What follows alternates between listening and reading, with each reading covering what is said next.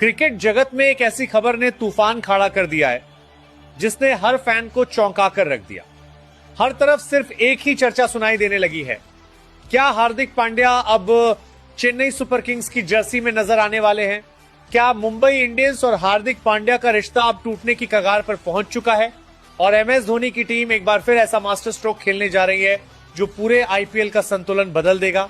Social media पर लगातार viral होती तस्वीरें, अंदरूनी रिपोर्ट्स, टीम मैनेजमेंट के फैसले और हार्दिक पांड्या के व्यवहार में अचानक आया बदलाव अब इस कहानी को सिर्फ अफवाह नहीं रहने दे रहा। क्रिकेट एक्सपर्ट्स भी मानने लगे हैं कि कहीं ना कहीं कुछ बहुत बड़ा जरूर पकड़ा है।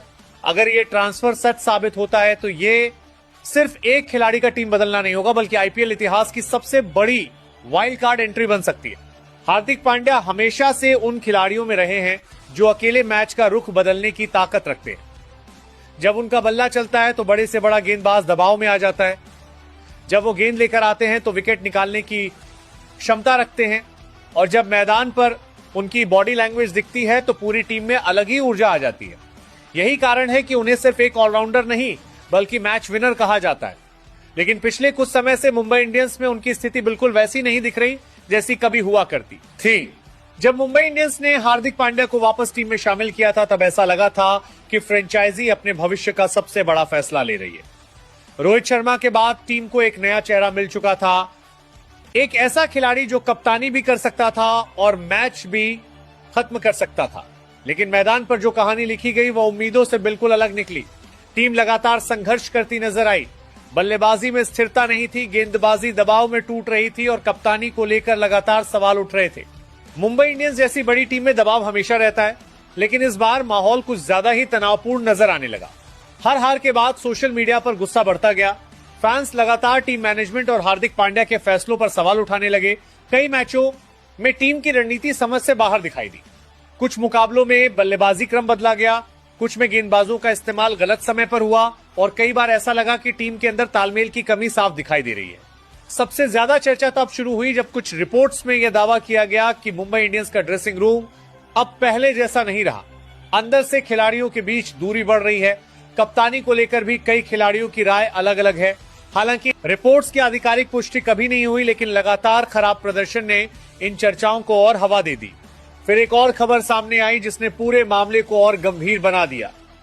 कहा जाने लगा कि मुंबई इंडियंस अगले सीजन में कप्तानी को लेकर बड़ा फैसला कर सकती है। रिपोर्ट्स में सूर्य कुमार यादव का नाम नए कप्तान के रूप में सामने आने लगा। यह वही सूर्य कुमार यादव हैं जिन्हें टीम का सबसे भरोसेमंद बल्लेबाज माना जाता है। अगर सच में मैनेजमेंट कप्तानी बदलने पर विचार कर रहा है तो इसका सीधा मतलब यही निकाला जा रहा है कि हार्दिक पांड्या पर भरोसा धीरे धीरे कम होता जा रहा है। यहीं से शुरू हुई सीएसके वाली कहानी। चेन्नई सुपर किंग्स हमेशा से आईपीएल की सबसे शांत लेकिन सबसे खतरनाक फ्रेंचाइजी मानी जाती है।